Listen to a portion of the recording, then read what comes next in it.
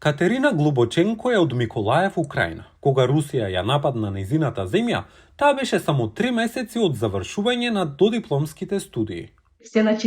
Сите почнаа да го напуштаат градот во паника.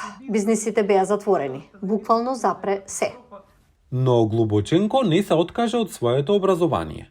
Континуирано продолжи да студира и дипломираше, понекогаш студирајќи во засолништа за бомби.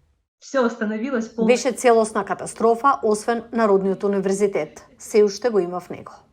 Народниот универзитет се смета за прв непрофитен онлайн универзитет акредитиран од САД без школарина.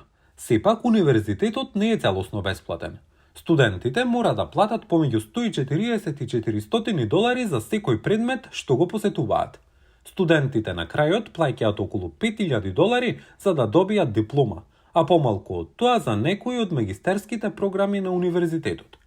Покрај тоа, универзитетот нуди систем на стипендии за луѓе кои не се во можност да платат школарина. Ако студентите се квалификуваат, а околу 50% се квалификуваат, дипломата не чини ништо. Според веб страницата bestcolleges.com, во 2022 година, просечната цена на школарина и такси на 4-годишен јавен универзитет во Соединетите држави изнесуваше околу 9600 долари годишно.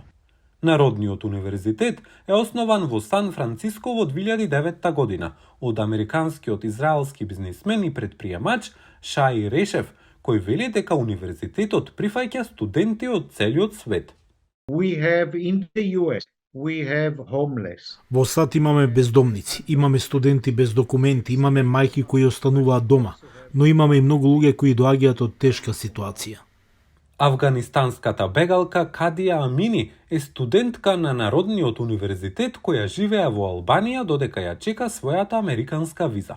Нејзините родители работеле за афганистанската влада, но откако талибанците дошле на власт, тие избегале.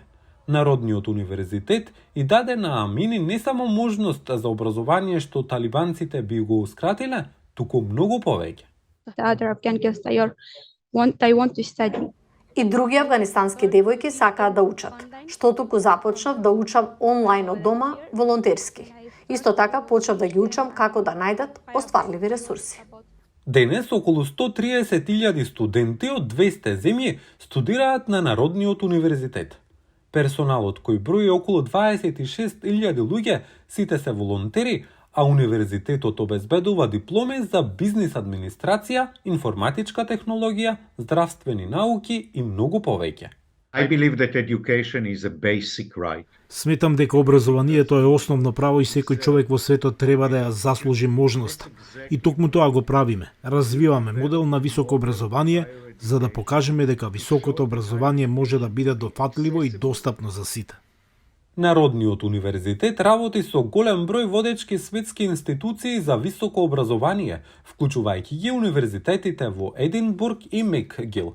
Исто така добива поддршка и помош од непрофитни организации како што се фондацијата Бил и Мелинда Гейтс и технолошките гиганти како Google и Intel.